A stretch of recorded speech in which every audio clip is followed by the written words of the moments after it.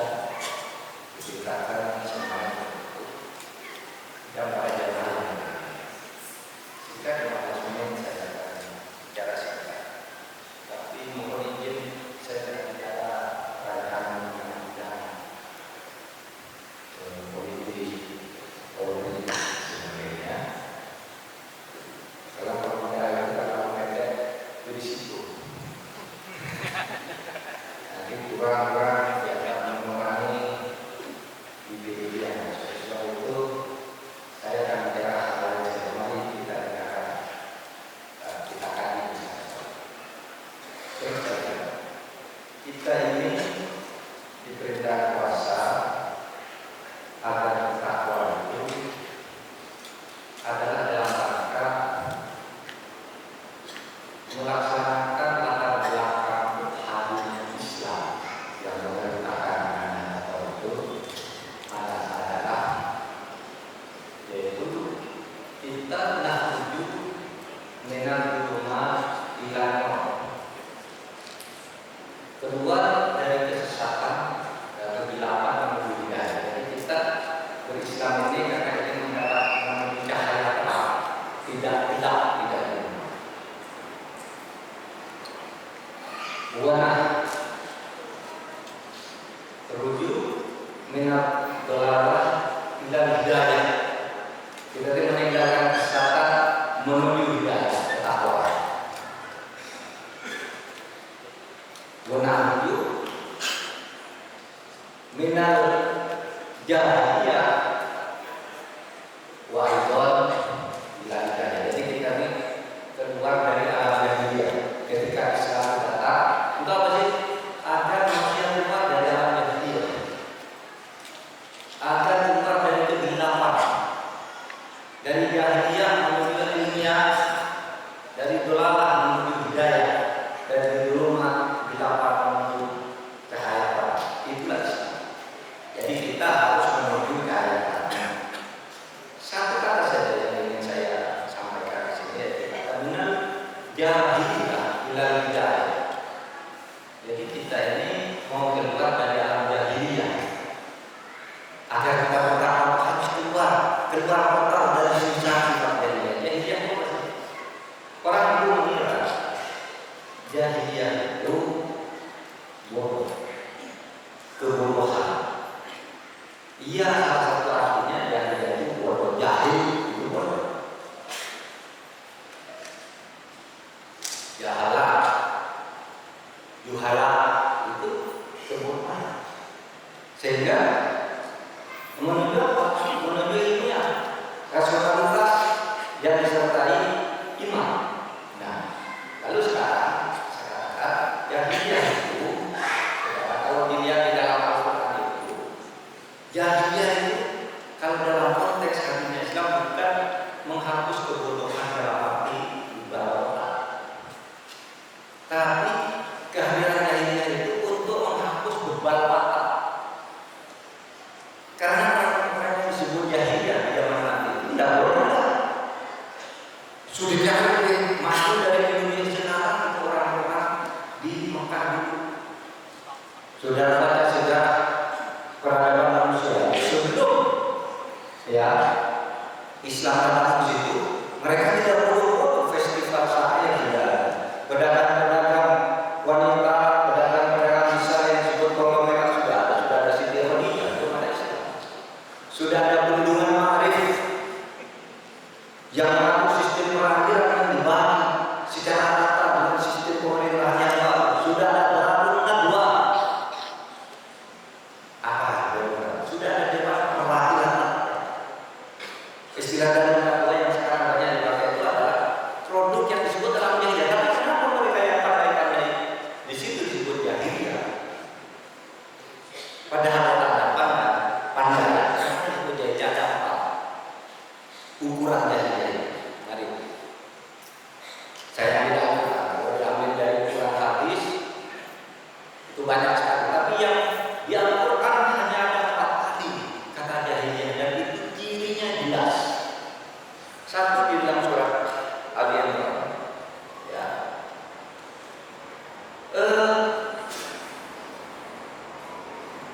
Disebutkan jahiliyah itu orang yang punya prasangka jelek. Prasangka jelek terhadap kekuasaan Allah. Jadi begini peristiwanya ayat ini dulu surat Al-Imran ayat 154. Ya, sudah perang Badar orang Islam kalah. Nabi hampir tewas, Siti Hamzah tewas, Sayyidina Hamzah tewas, dibunuh oleh Hindun. Teman-teman Nabi yang sahabat-sahabat dekat tewas, termasuk Muhammad yang orang Yahudi ikut berperang melawan orang Mekah juga tewas. Di Madinah adalah itu, lalu mereka pulang. Kesimpulannya mereka kalah perang itu karena tidak taat kepada instruksi-instruksi yang diberikan oleh Nabi. Orang yang diletakkan di bawah di balik bukit Uhud itu jangan turun apapun yang terjadi.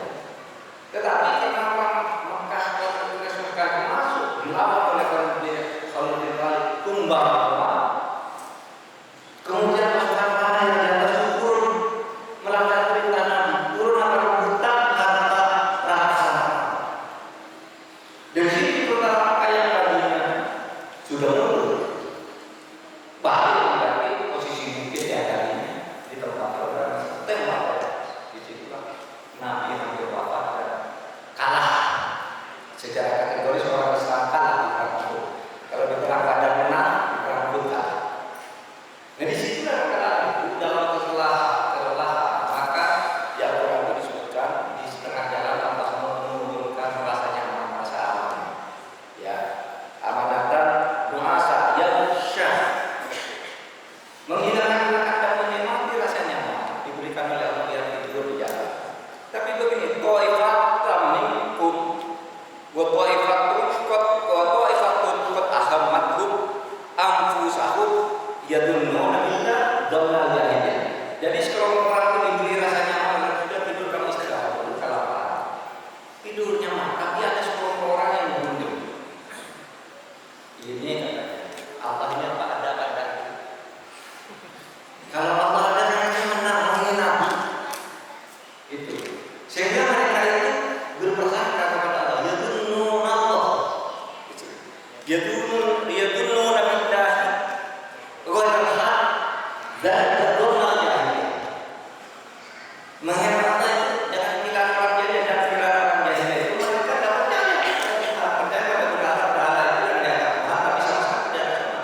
Oleh sebab itu Tuhannya ternyata tidak semua orang yang kalah perang.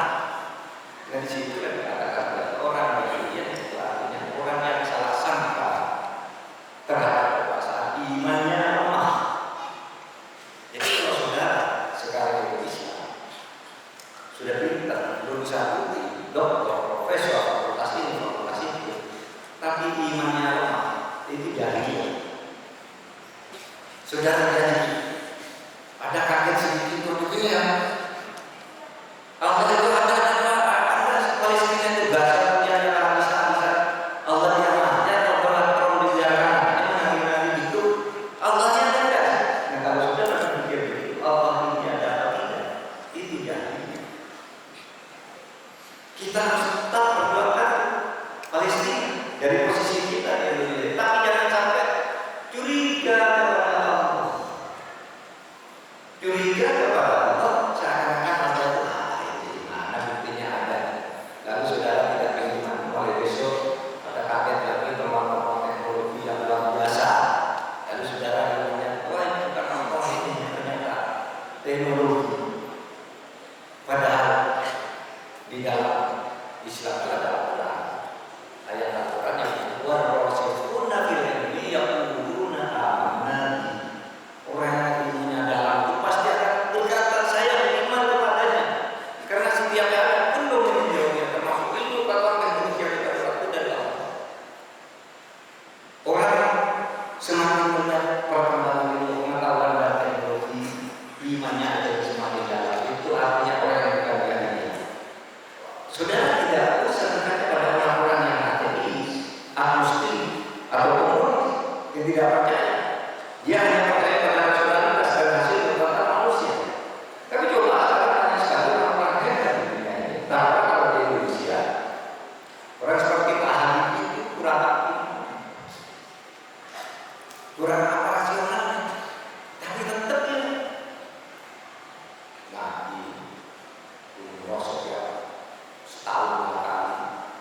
Nah, sebagai penyembah waktu di Jerman juga pagi gitu. Di dalam riwayat itu, apa kurang berbeda? Karena orang yang semakin tinggi ilmunya semakin sulit, warasatun sulit ilmunya akan meningkat iman. Jadi saudara yang dia kuatkan iman. Kalau saudara masih ragu akan kekuasaan Allah, akan kemahan perkasaan Allah, berarti saudara memang serang dengan jahiliyah. Lalu yang kedua, jahiliyah itu terdapat di dalam surat Al-Ma'idah ayat 50 yang ini. Apa hukum jahiliyah yang wa man ahsana minallahi hukman liqaumin yuqinun. Apakah kamu memakai hukumnya orang jahiliyah? Nah, ada hukum yang bagus dari yang diperintahkan oleh Allah. Ya, hukum itu tidak harus tekstualnya, tetapi semangat implementasinya yang bersumber dari fitrah dan atau hukum Allah. Sehingga kita tidak bisa bicara di Indonesia itu hukumnya. Misalnya hukum Islam itu kalau orang mencuri itu dipotong tangan, tidak begitu. Wah itu koknya Pak, itu koknya ilmu yang dulu. Sekarang kata potong tangan itu potong kekuasaan. Dalilnya apa? Dalilnya ya Allah. Fakta ini dalam Al-Quran juga kekuasaan Allah. Tangan Allah bukan Allah di atas kekuasaan. Sebab itu orang mencuri itu kalau Indonesia dan sepotong tangan penjara karena kekuasaannya habis. Tangan dan korupsi misalnya. Sehingga penafsirannya harus kuat, transformatif terhadap keadaan. Tetapi begini kisah ini, ketika Allah bicara apa jahiliyah, itu di dalam asbabun nuzul ada orang yang Yahudi datang minta hukum kepada Nabi Muhammad, engkau orang yang paling dipercaya. Ayolah, tolong saya punya perselisihan dengan kaum saya orang Yahudi ini. Tolong saya diputus sengketa saya oleh karena kalau engkau Muhammad yang memutus, maka semua orang akan percaya karena engkau adalah Allah. Maka Nabi Muhammad panggil orang Yahudi, orang Yahudi berjalan begini menurut saya. Apa? Menurut kitab Taurat, hukuman bagi orang yang ini hukumannya begini. Wah, orang yang berperkara itu protes. Nah, saya minta dihukumi kan sesuai dengan pasangan saya agar saya dimenangkan di perkara ini. Orang percaya semua kalau kamu yang putus. Lalu saya sebagai pimpinan Yahudi itu akan mengajak semua orang Yahudi di Madinah masuk Islam. Asal kamu putuskan sesuai dengan apa yang kami inginkan. Maka Allah mengatakan itu kepada kami terangkan hukum dan keadilan sesuai dengan ajaran Allah, karena tidak ada hukum yang bagus yang sebuah dari kita. Oleh sebab itu katakan kepada mereka apa hukum jahiliyah, apa mereka menghukumnya orang Yahudi. Hukum itu bisa dibeli, bayar. Jadi tolong ya menangkan saya, nanti saya bayar sekian. Nanti kalau saya menang nanti orang Yahudi di Madinah ini sekian. Nah ini namanya hukum jahiliyah, hukum yang indigo. Ditahan kepada hakim, ditahan kepada jaksa. Jaksanya mau saya bayar sekian, hakimnya mau saya bayar sekian. Polisinya mau saya nanti pengacaranya juga minta bayar. Hukumnya ini. Sudah apa kita sekarang ini tidak sedang diikut oleh cara-cara jahiliyah. Ini hari satu dimana kita jaga. Jangan kaget dan melihat apapun itu pada orang yang mana. Tidak terus beriman, tetap melakukan itu sehingga insya Allah sukses. Yang kedua jangan menginginkan hukum, menjual-belikan hukum tidak boleh. Tahu tidak menjual-belikan hukum itu menjual-belikan orang lain. Menjual-belikan hukum ketika orang lagi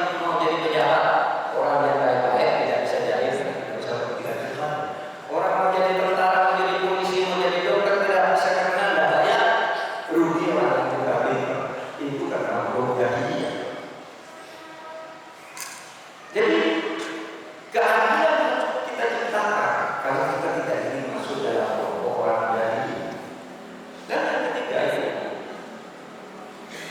khusus karena jahiliyah ini ditujukan kepada ibu.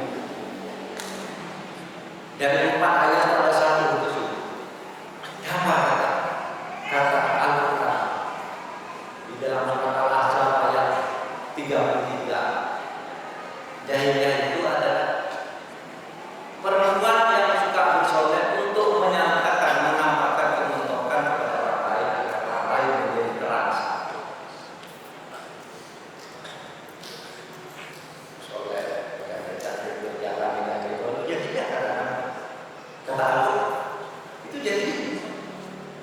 Apalagi kemudian banyak rumah-rumah prostitusi itu jahiliyah. Orang nggak tahu bisa berhubungan seksual itu jahiliyah.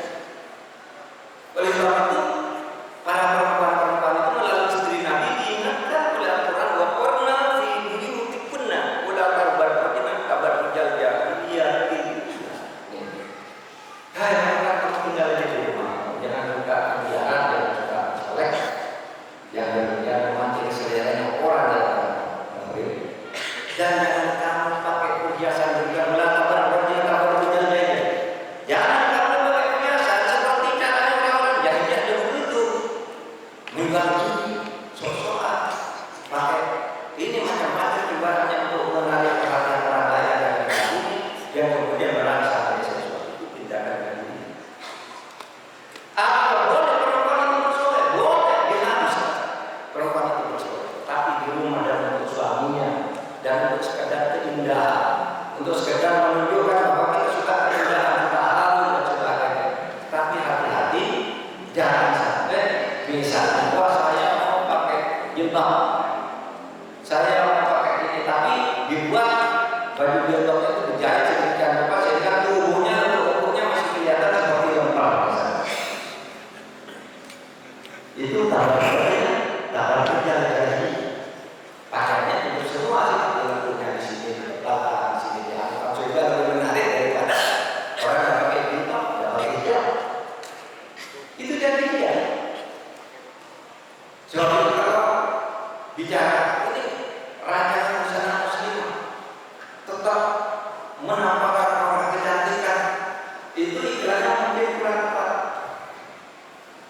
Karena ini ingin orang kesopanan. Tapi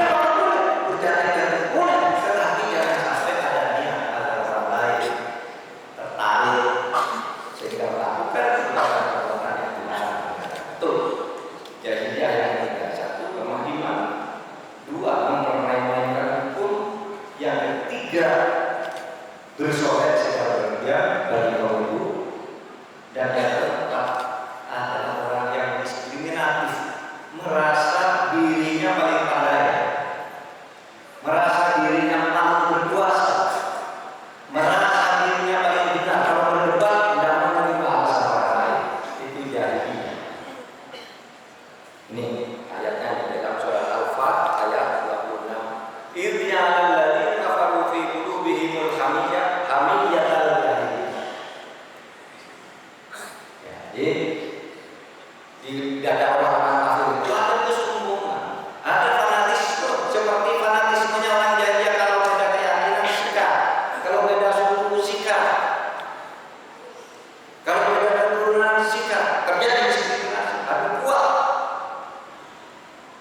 Sehingga ketika Nabi Muhammad membawa keyakinan baru yang tadi sifatnya hidayah itu sikat, gelap. Maka Nabi Muhammad ketika pindah ke Madinah, ketika mendirikan sebuah negara namanya Madinah, dari Yasrib menjadi Madinah, dibangun toleransi. Siapa aja warga negara sama kedudukannya di depan hukum dan pemerintah itu adalah piagam. Bani ini yang beragama Katolik, beragama Nasrani dijamin berperlindungan harta dan bendanya serta dengan pajak sekian. Bani ini sekian, semua disebut termasuk orang-orang Islam apa disebut. Bani mendapat perlindungan Tidak ada diskriminasi. Nah kalau jadinya tidak merasa kalau saya mayoritas, yang kecil sikap itu jadi. Oh ini saya paling maju, yang tidak maju jangan diberi belah, itu jadinya. Oh itu suku ini tidak maju, karena itu sikap orang bahagia, mengandalkan keturunan, mengandalkan kelompok dan sebagainya. Nah, saudara, semangat yang seperti ini, semangat anti yang seperti ini, yang secara substansi itu dimasukkan oleh para pendiri negara kita ke dalam Pancasila, Undang-Undang Dasar dan berbagai peraturan undang-undang. Itu prinsip-prinsip dalam satu kemudian melahirkan apa yang disebut al-maqasid asy-syar'iyyah.